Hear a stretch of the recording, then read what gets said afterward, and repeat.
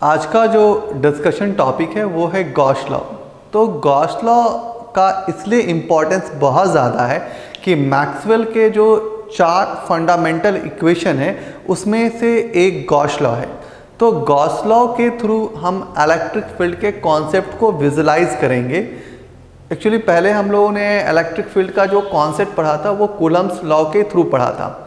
अभी हम एक दूसरे लेंस के थ्रू गॉस लॉ के कॉन्सेप्ट्स के थ्रू हम इलेक्ट्रिक फील्ड निकालने का प्रोसेस जानेंगे। बट यहाँ पे एक नया चीज़ आएगा, क्लोज सरफेस की बात होगी। मतलब यहाँ पे सरफेस एक बहुत इंपॉर्टेंट सा टर्म होगा। जब हम इलेक्ट्रिक फील्ड कूलम्ब्स लॉ से निकाल रहे थे तो हम कूलम्बिक फार्मूला को यूज़ कर रहे थे। तो गॉस लॉ जो है वो इक्विवेलेंट है कूलम्ब्स लॉ का। मतलब कि आप कूलम्ब्स लॉ के थ्रू भी गॉस लॉ निकाल सकते हैं और गॉस लॉ के थ्रू कूलम्ब्स लॉ निकाल सकते हैं। तो ये दोनों एक दूसरे के बराबर है बट लेंसेज अलग अलग हैं। दोनों के देखने का जो नज़रिया है वो डिफरेंट है। कूलम्ब्स लॉ को आप जो विजुलाइज कर रहे हैं वो स्टैटिक चार्ज के थ्रू विजुलाइज कर रहे हैं, और गॉस लॉ को यदि आप विजुलाइज कर रहे हैं तो सरफेस के थ्रू विजुलाइज कर रहे हैं। तो आपको जो विजुलाइजेशन है वो डिफरेंट वे से है। तो गॉस लॉ आपके मैक्सवेल के जो 4 फंडामेंटल इक्वेशन है उसमें से एक है। तो इसका इम्पॉर्टेंस बहुत ज़्यादा बढ़ जाता है। तो आज हम डिस्कस करने जा रहे हैं गॉस लॉ के कॉन्सेप्ट को।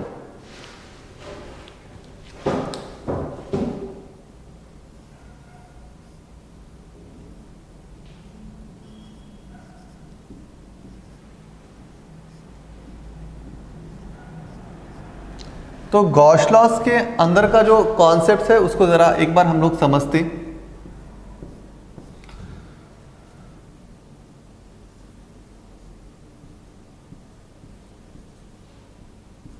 गॉसेस लॉ अप्लाइज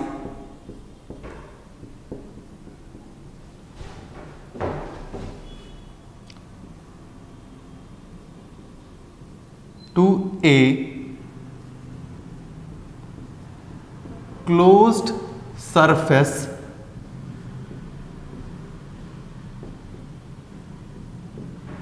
तो Gauss law applies to a close surface, और इस क्लोज सरफेस को हम लोग बोलते हैं गॉसियन सरफेस। तो इस क्लोज सरफेस का मतलब क्या होता है?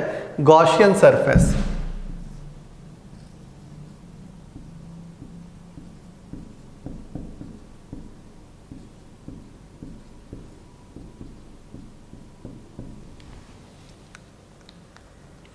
सेकेंड बात जो हो रही है हमारे पास वो समझिएगा, वो भी थोड़ा इम्पॉर्टेंट है। जो हमको सरफेस की बात करनी है वो मैथमेटिकल सरफेस है, नॉट फिजिकल सरफेस है। एक तो आपको ये भी सोचना पड़ेगा कि आपके पास जो सरफेस होगा या तो रियल होगा या तो वो इमेजिनरी होगा। तो आप क्लियर विजन में रहिएगा।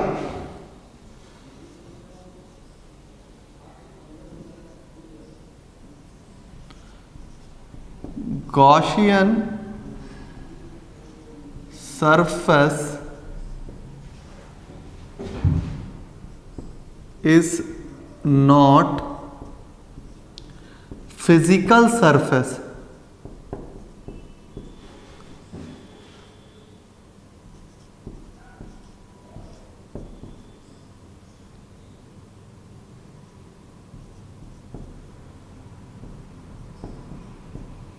इट ऐसे लिख लीजिएगा, इट इज मैथमेटिकल सरफेस।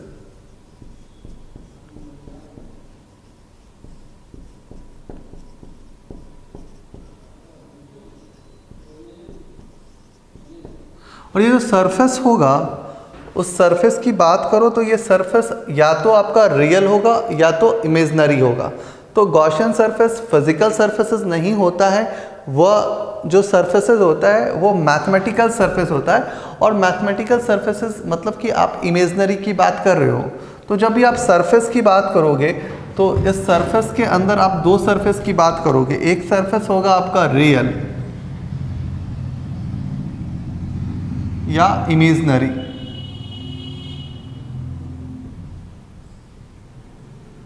आप ये क्लियर रहिएगा कि आपके जो सरफेसेस होंगे वो या तो रियल होंगे या तो इमेजनरी होंगे। मैक्सिमम टाइम में आप इमेजनरी सरफेस पे काम करते हो।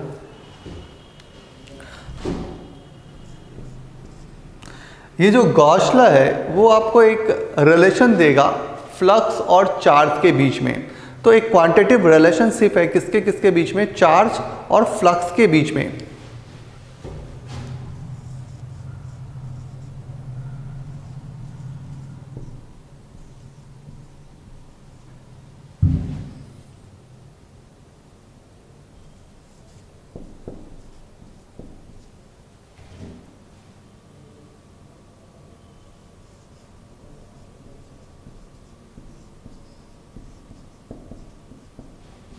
Gauss's law gives quantitative relationship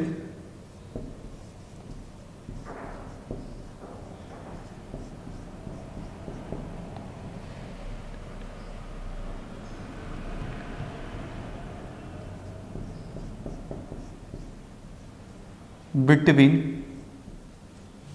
ये किसके किसके बीच में रिलेशनशिप देगा, तो फ्लक्स एंड चार्ज के बीच में रिलेशनशिप देगा।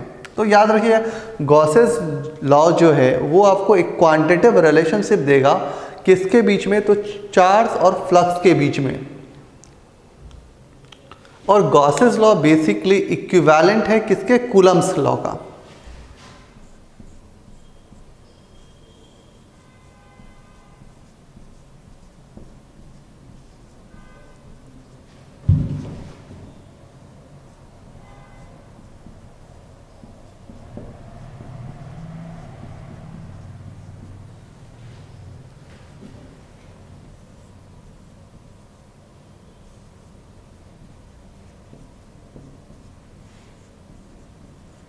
ये आप याद रखिए गॉसेस लॉ जो है वो इक्विवेलेंट है कूलम्स लॉ, बट एक स्लाइट डिफरेंस है।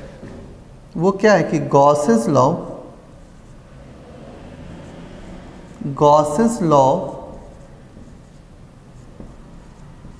Valid for moving charge.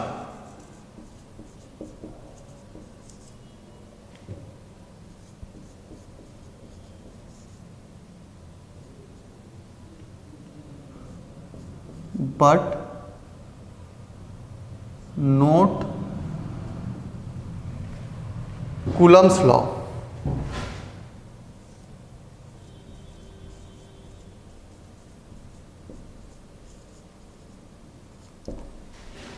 Charges को आप गॉस लॉ के में शिफ्टिंग भी कर सकते हैं, बट कूलम्स लॉ में चार्ज जो डील करता है वो स्टैटिक होता है। चार्जेस के साथ जो हम डीलिंग करते हैं वो स्टैटिक चार्ज के साथ डीलिंग करते हैं।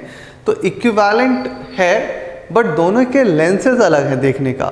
गॉसेस लॉ को आप सरफेस के थ्रू देखते हैं और जब आप कूलम्स लॉ के थ्रू इलेक्ट्रिक फील्ड कैलकुलेट करते हैं तो आप स्टैटिक चार्ज के थ्रू डील करते हैं करके। तो ये फंडामेंटल इंपॉर्टेंट सा फीचर्स है गॉस लॉ को, इसको आप रिमेंबर रखिए तो आपको गॉस लॉ क्लियर समझ में आएगा। तो नेक्स्ट जो हमारा पार्ट है वो है गॉस लॉ और गॉस लॉ का मैथमेटिकल प्रूफ और उसका डेरिवेशंस। तो एक बार आप इसका स्क्रीनशॉट ले लीजिए। हम टॉपिक डिस्कशन करने जा रहे हैं उसका नाम है गॉस लॉ का मैथमेटिकल एनालिसिस। तो एक बार समझिएगा हमारे पास ये एक क्लोज सरफेस है, ये हमारे पास एक क्लोज सरफेस है और सेंटर पे हमने एक पॉजिटिव चार्ज रखा है। तो इसके जो फील्ड लाइंस बनेंगे वो बनेंगे रेडियली आउटवर्ड। इनके जो फील्ड लाइंस बनेंगे पॉजिटिव चार्ज के जो फील्ड लाइंस बनते हैं वो रेडियली आउटवर्ड बनते हैं। तो जो फील्ड लाइंस बनेंगे वो बनेंगे रेडियली आउटवर्ड की तरफ। अब हम क्या करते हैं कि एक क्लोज गॉसियन सरफेस लेते हैं, एक क्लोज गॉसियन सरफेस लिए और हमने यहाँ पे चार्ज Q को रखा और इस सरफेस का ये डिस्टेंस R है। तो पॉजिटिव चार्ज है तो इनके जो फील्ड लाइंस होंगे वो बनेंगे रेडियली आउटवर्ड। तो ये आपके इलेक्ट्रिक फील्ड के लाइंस बने हैं और वो बने हैं रेडियली आउटवर्ड। और ये स्मॉल सा एलिमेंटल लेंथ है और इसका जो एरिया वेक्टर बनेगा या एलिमेंटल लेंथ का जो एरिया होगा वो सरफेस के परपेंडिकुलर बनेगा। तो आप क्लियर रहिएगा, जैसे आपने सरफेस चूज़ किया तो आपके इलेक्ट्रिक फील्ड जो होंगे वो बनेंगे रेडियली आउटवर्ड, और जो उस सरफेस का जो एरिया वेक्टर होगा या एलिमेंटल एरिया होगा वो सरफेस के परपेंडिकुलर बनेगा। अब यदि हम मैथमेटिकली लिखें तो हमको पता है कि हमें फार्मूला पता है, close integral flux phi equal to close integral E dot D E dot D A, और मेरे को पता है कि A dot B equal to A B cos theta होता है। अब हमको सिंपल सा कॉन्सेप्ट समझना है, तो मेरा फ्लक्स फाई इक्वल टू ये हमारा लिखे E cos theta D A. अब आपको ये देखना है कि ये डिस्टेंस भी आपका आर है, ये डिस्टेंस भी आर है, ये डिस्टेंस भी आर है और ये डिस्टेंस भी आर है। तो हर पॉइंट पे जो सरफेस का डिस्टेंस है वो आर है। दैट मीन कि आपका इलेक्ट्रिक फील्ड का मैग्नीट्यूड हर पॉइंट पे सेम होगा, और ये आपके सरफेस की ब्यूटी है कि आप इलेक्ट्रिक फील्ड आपके हर पॉइंट पे सेम मैग्नीट्यूड दे रहा है। दैट मीन आप इलेक्ट्रिक फील्ड को कांस्टेंट ट्रीट करें और इलेक्ट्रिक फील्ड को आप बाहर करें इंटीग्रेशन से। तो अभी हम क्या लिखेंगे, कॉस थीटा की वैल्यू, कॉस 0 डिग्री की जो ट्रिगोमेट्रिक वैल्यू होती है वो 1 होती है, तो कॉस 0 की वैल्यू 1 हो गई। अब हम लिखेंगे flux equal to close integral E D A, और मेरे को क्लियर पता है कि अब हम फ्लक्स को फाई इक्वल टू यदि क्लोज इंटीग्रल ई डी ए लिख रहे हैं तो हम क्या कर सकते हैं, फ्लक्स फाई इंटीग्रल को बाहर करेंगे, ई को बाहर करेंगे इंटीग्रल के, क्लोज इंटीग्रल डी ए लिखेंगे। अब हमको पता है कि जो इलेक्ट्रिक फील्ड होती है वह बराबर हो इक्वल टू होती है 1 divided by 4 pi epsilon naught Q by R square. That mean कि इलेक्ट्रिक फील्ड जो है inversely proportional to R square है। दैट मीन कि जैसे जैसे आप डिस्टेंस को इंक्रीज करते जाओगे इलेक्ट्रिक फील्ड का स्ट्रेंथ वीक होता जाएगा, बट इस कंडीशन पे हर पॉइंट का जो डिस्टेंस है वो सेम है। दैट मीन कि इलेक्ट्रिक फील्ड आपका कांस्टेंट है। जैसे ही कांस्टेंट है इलेक्ट्रिक फील्ड को आप बाहर कर लिया और इलेक्ट्रिक फील्ड का मैग्नीट्यूड वहाँ पे डेबिट की थे। अब आप क्या लिखिए, phi equal to 1 divide by 4 pi epsilon naught Q by R square close integral D A.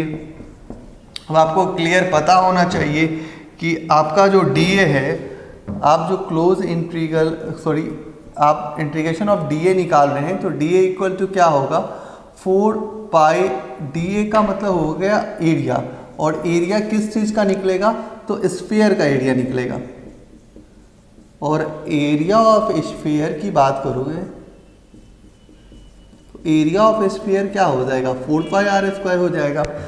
अब हम यदि इस कंडीशंस में आए कि अब हम फ्लक्स को लिखें तो फाई इक्वल टू क्या लिखेंगे, ई का value 1 divide by 4 pi epsilon naught Q divide by R square into, अब हमारा डी ए की जो वैल्यू है वो कितनी है, 4 पाई आर स्क्वायर है। आप 4 पाई को 4 पाई से कैंसिल कर लीजिए, आर स्क्वायर को आर स्क्वायर से कैंसिल कीजिए, तो जो फ्लक्स होगा वो कितना होगा, जितना अंदर चार्ज इनक्लोज है या चार्ज इनसाइड है उसको आप मल्टीप्लाई कर लीजिए 1 divide by epsilon not time से, तो ये आपके फ्लक्स की वैल्यू आ जाएगी ड्यू टू गॉस लॉ के स्टेटमेंट से। ठीक है, तो हमारे पास एक ही जो लॉजिकल कॉन्सेप्ट था वो क्या था कि यदि हमें इस पॉइंट पे बात करनी है तो हमारा इलेक्ट्रिक फील्ड रेडियली आउटवर्ड होगा, पॉजिटिव चार्ज है, और यहाँ का हम यदि एरिया वेक्टर की बात करें या इसका एलिमेंटल लेंथ की बात करें तो डी ए, तो वो सरफेस के परपेंडिकुलर, तब थीटा कितना बनेगा 0 डिग्री। यदि हम यहाँ पे बात करें, इस सरफेस पे बात करें, तो हमारा इलेक्ट्रिक फील्ड रेडियली आउटवर्ड है और इसका सरफेस जो है उसका जो एलिमेंटल एरिया है वो डी है।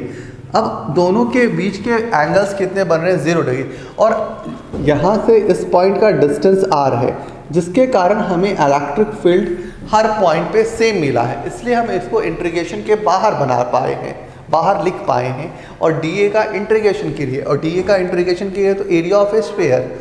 अब जैसे ये स्टेप आ गया तो इस स्टेप के बाद ये जो एरिया ऑफ ए स्फीयर आ गया वो हम लोगों ने यहाँ पे डेबिट कर दिया है, वो यहाँ पे हम लोगों ने डेबिट किया है, और फिर 4πr² कैंसिल हो गया। तो जितना लाइंस ऑफ फोर्सेस पास करेगा, मतलब कि दैट्स मीन कि फ्लक्स, और फ्लक्स इसके बराबर है जितना अंदर चार्ज इनक्लोज है उसको आप मल्टीप्लाई कर लीजिए 1/ε0 टाइम से, तो वो आपको फ्लक्स का कॉन्सेप्ट दे देगा। तो यही बेसिकली गॉस लॉ है। गॉस लॉ का डेरिवेशन मैथमेटिकल यही है, आप ये भी याद रखिएगा, जो आपको थोड़ा मदद करेगा कभी कभी आपको समझने में। यहाँ पे मैं लिख देता हूँ, जो फ्लक्स होती है वो directly proportional to charge enclose होती है। अंदर चार्जेस हैं तो फ्लक्स होंगी, अंदर कोई भी चार्ज नहीं है तो फ्लक्स की वैल्यू क्या होगी, 0 होगी। अब आप देखिएगा कि इसमें दो आपका इम्पॉर्टेंट हुआ कि आप इलेक्ट्रिक फील्ड को कांस्टेंट क्यों मानिएगा, क्योंकि आप बताइएगा सरफेस से उसका डिस्टेंस जो है r डिस्टेंस पे रखे हुए हैं। तो यदि हम इस पॉइंट पे यदि इलेक्ट्रिक फील्ड कैलकुलेट करने जाए, इस पॉइंट पे कैलकुलेट करेंगे, तो हमारे जो फील्ड लाइंस बनेंगे वो कहाँ बनेंगे, हमारे फील्ड लाइंस रेडियली आउटवर्ड बनेंगे। और इस सरफेस की बात हो रही है, जब हम इस सरफेस की बात कर रहे हैं, इस सरफेस पे हम बात कर रहे हैं, इस सरफेस पे, तो हमारा डीए कहाँ बनेगा, तो डीए का भी डायरेक्शन इधर ही होगा। अब आप देखोगे कि इस कंडीशन पे भी जो है, इस कंडीशन में क्या हो गया कि जो आपका इलेक्ट्रिक फील्ड है, आप इस कंडीशन को क्या बोलोगे, जो आपका इलेक्ट्रिक फील्ड है वो क्या है, पैरेलल है किसके, डीए के। जब आप इस कंडीशन को अप्लाई करोगे, दैट्स मीन कि आप ये भी बताओगे कि आपका थीटा 0 डिग्री हो रहा है। तो यहाँ पे भी आप ये सोचोगे ना, यहाँ पे भी तो बात करोगे कि आप जब यहाँ पे cos 0 बताओगे तो आपको यहाँ पे ये चीज़ें बताना पड़ेगा कि इलेक्ट्रिक फील्ड जो है वह पैरेलल है किसके, डीए के। और जैसे ही डीए के पैरेलल है तो एंगल बनेगा 0 डिग्री। तो 0 डिग्री बनेगा तो आपको एंगल का जो प्रॉब्लम्स आने वाला था वो भी सरफेस की ब्यूटी के कारण क्या हुआ कि वो प्रॉब्लम नहीं आया। तो आपने इसको ईजिली हैंडल कर लिया।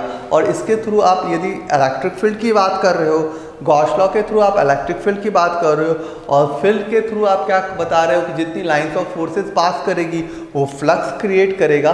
तो फ्लक्स और चार्ज के बीच में रिलेशन है। तो मैंने पहले बता दिया था कि फ्लक्स और चार्ज के बीच में एक रिलेशन मिलेगा, वही आपका गॉस लॉ का कॉन्सेप्ट होगा।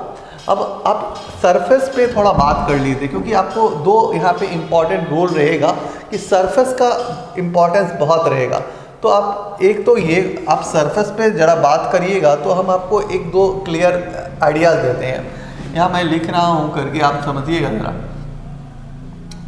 सरफेस पे हम थोड़ा डिस्कशन करने जा रहे हैं, तो आपके लिए वो यूज़फुल सरफेस है जिसके बारे में हम बात करने जा रहे हैं। तो आप पहली बात याद रखिए कि इलेक्ट्रिक फील्ड यदि पैरेलल होगा डीए के तो थीटा की वैल्यू 0 डिग्री होगी, और यदि इलेक्ट्रिक फील्ड परपेंडिकुलर होगा डीए के तो थीटा की वैल्यू 90 डिग्री होगी।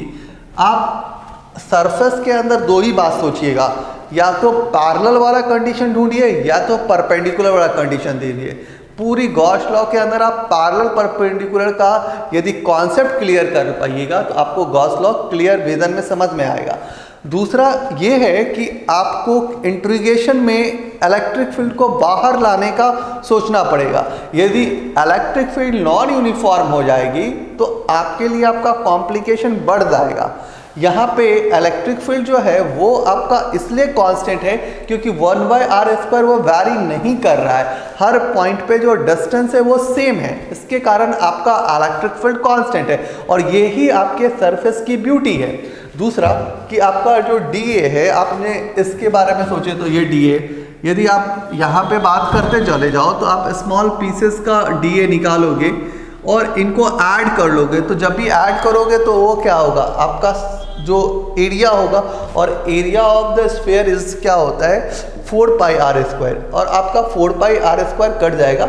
इसका मतलब कि अंदर जितना चार्ज इनक्लोज है, अंदर जितना चार्ज इनक्लोज है उसको यदि हम मल्टीप्लाई कर लें 1 divide by epsilon not time से, तो वो हमारा क्या होगा, फ्लक्स का concept. Flux basically lines of forces जो किसी सरफेस एरिया से पासेस कर रही हैं, उनको पेनिट्रेट होकर के पास हो रही हैं, तो ये लाइंस ऑफ फोर्सेज हो गई। तो आपको क्लियर विजन से गॉस लॉ का कॉन्सेप्ट क्लियर हो पाएगा। बट आप दो चीज़ें ध्यान रखना, सरफेस इज इम्पॉर्टेंट और आप इलेक्ट्रिक फील्ड के कांस्टेंट पे थोड़ा वर्क कीजिए, और उसके लिए आप किस तरह का सरफेस चूज कर रहे हैं वो आपके लिए बहुत इंपॉर्टेंट होगा। अब हम आपको गॉस लॉ का स्टेटमेंट बताने जा रहे हैं। तो गॉस लॉ जो बोला जाता है कि हमारे पास एक स्फीयर है, यहाँ पे स्फीयर है और यहाँ कहीं एक पॉजिटिव चार्ज Q है,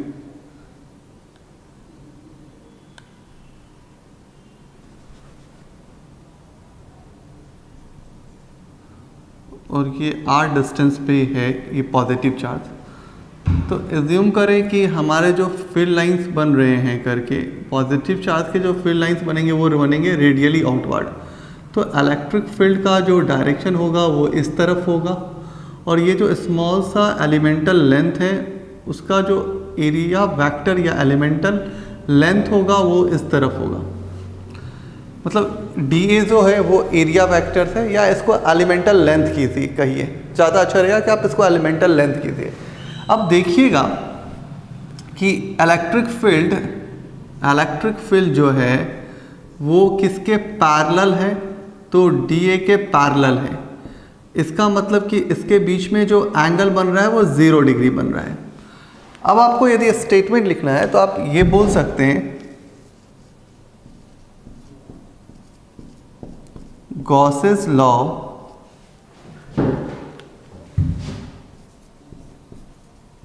states that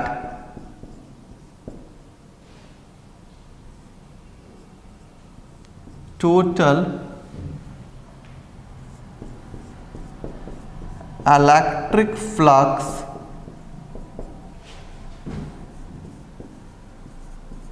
passing through the surface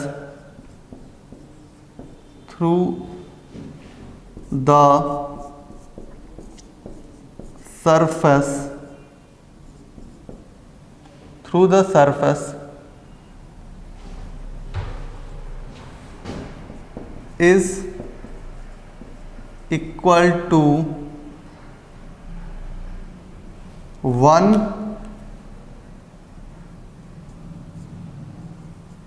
divide by epsilon not times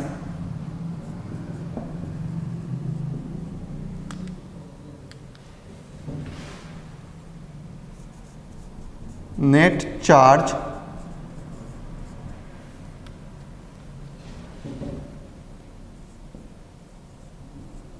enclosed by closed surface। तो गॉस लॉ क्या बता रहा है, गॉस लॉ बता रहा है कि आपका जो फ्लक्स है फाई, ये किसके बराबर है, close integral E dot DA, और फिर फ्लक्स बराबर क्या बता रहा है, फ्लक्स बराबर जितना चार्ज अंदर इनक्लोज है या इनसाइड है डिवाइड बाय एप्सिलॉन नॉट। तो ये बताया कि पॉजिटिव चार्ज है, इनका मतलब कि इनके जो फील्ड लाइंस हैं वो रेडियली आउटवर्ड है। जितने लाइंस ऑफ फोर्सेस पास करेंगे उनको आप फ्लक्स बोलोगे। जो फ्लक्स है वो किसके बराबर है, जितना चार्ज अंदर इनक्लोज है उसको यदि आप डिवाइड कर लें 1 बाई एप्सिलॉन नॉट टाइम से, तो वो आपका क्या कहलाएगा, इलेक्ट्रिक फ्लक्स का वैल्यू और इस फ्लक्स की वैल्यू को आप कैसे निकाल रहे हो, तो गॉस के कॉन्सेप्ट से निकाल रहे हो। तो फ्लक्स बराबर कितना हो जाएगा, जितना चार्ज अंदर इनक्लोज है उसको आप डिवाइड कर लीजिए 1 divide by epsilon note time से, ठीक है। और एप्सिलॉन नोट एक्चुअली परमिटिविटी है या इलेक्ट्रिक कांस्टेंट है, और ये वैक्यूम्स के अंदर की बात हो रही है, ठीक है। अब हम आपको एक और रीज़न देते हैं इनको निकालने में कि इसमें कूलम्स लॉ का कैसे हम फार्मूला गॉस लॉ के थ्रू अप्लाई कर पाएंगे। तो हमारे पास जो है फ्लक्स है, फ्लक्स बराबर हमारे पास कितना निकला है, charge enclose divide by epsilon note. आपका इलेक्ट्रिक फील्ड तो कांस्टेंट है, बाहर कर लीजिए। यहाँ पे स्टेप को थोड़ा एक स्टेप और लेता है, कोस इंटीग्रल ई टी ए, ऐसा लिखिएगा E cos theta D A, और cos 0 की वैल्यू यहाँ पे डेबिट कीजिए। तो cos 0 कितना हो जाएगा, क्योंकि पैरेलल है तो cos 0 की वैल्यू 1 हो जाएगी। तो आप लिखोगे charge enclose divide by epsilon note, electric field बाहर आ जाएगी और ये dA हो जाएगा। और dA को आप ब्रेक करोगे तो आपको पता है कि इंटीग्रेशन ऑफ जो dA आपने निकाला है वो क्या है, A, और A क्या है, स्फीयर का एरिया। तो एरिया ऑफ स्फीयर की बात करोगे तो वो क्या हो जाएगा, 4πr² हो जाएगा। अब आप लिखिए charge enclose by epsilon note, जो आपका इलेक्ट्रिक फील्ड है। तो इलेक्ट्रिक फील्ड क्या है आपका, आपको नहीं पता है, आप इलेक्ट्रिक फील्ड कैलकुलेट करिए, और एरिया वेक्टर कितना हो जाएगा 4πr², जो आपका एलिमेंटल लेंथ है 4πr²। आप क्या कीजिए, चार्ज इनक्लोज की बात बाद में हम लोग बताएंगे आपको, अभी मत लिखिए आप इसको, तो आपको और थोड़ा अच्छा लगेगा देखने में। लिख सकते हैं बट हम जान के हटा रहे हैं कि आपने जो इलेक्ट्रिक फील्ड में लिखा था उसी टर्म में आपको दिखना चाहिए थोड़ा। अब इलेक्ट्रिक फील्ड यदि हम यहाँ से निकालें तो इलेक्ट्रिक फील्ड बराबर क्या हो जाएगा, 1 divide by 4π epsilon naught Q by r²। ये आपका इलेक्ट्रिक फील्ड निकल जाएगा यहाँ से यदि आप ब्रेक कीजिएगा। अब आप क्या कीजिए, इलेक्ट्रिक फील्ड निकल जाएगा तो आपको कूलम्स लॉ बताना है। तो इलेक्ट्रिक फील्ड इक्वल टू होता है force divide by test charge. तो force equal to electric field into test charge. तो force equal to electric field की वैल्यू आपको पता है,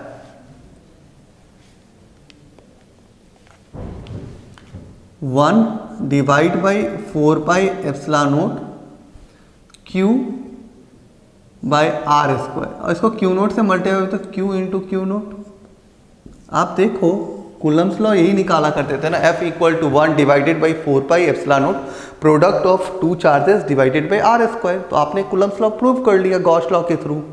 तो आपके पास एक अलग अलग विजन है, आप उससे अपने कॉन्सेप्ट्स को क्लियरली फाई कर लीजिए और आप सरफेस का सही से एनालिसिस कीजिए। तो जब हम सरफेस की बात करेंगे तो हमारे पास जब हम सरफेस की बात करेंगे तो हमारे लिए 2 महत्वपूर्ण सरफेस है।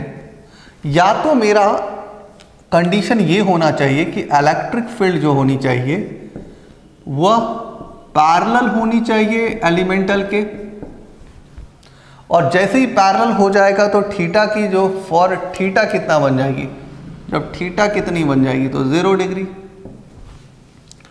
अभी इलेक्ट्रिक फील्ड यदि परपेंडिकुलर हो जाए सरफेस के तो ये भी हमारे लिए इंपॉर्टेंट हो जाएगा, तब थीटा की वैल्यू कितनी हो जाएगी 90 डिग्री। आप कैसे भी इन दोनों सरफेस पे काम कीजिए, आप इसी 2 सरफेस के बारे में व्यू कीजिए, आपको आपका गॉस लॉ का कॉन्सेप्ट क्लियर हो जाएगा। तो ये रहा आपका फंडामेंटल एप्लीकेशन गॉस लॉ का स्टेटमेंट। आप इसको यूज़ कीजिए और आप गॉस लॉ को अच्छे से विजुलाइज कीजिए। सिर्फ आप सरफेस का कॉन्सेप्ट क्लियर रखिएगा ना तो आपका सारा काम बन जाएगा। तो आपके पास एक क्लियर विज़न है, आप इस विज़न को अप्लाई कीजिए और गॉस लॉ के लिए सरफेस ही आपका इम्पॉर्टेंट सा नज़रिया है। यदि आप सरफेस सही से चूज कर पाइएगा ना, तो आप अपना किसी भी सिस्टम का इलेक्ट्रिक फील्ड कैलकुलेट कर पाइएगा। Thank you.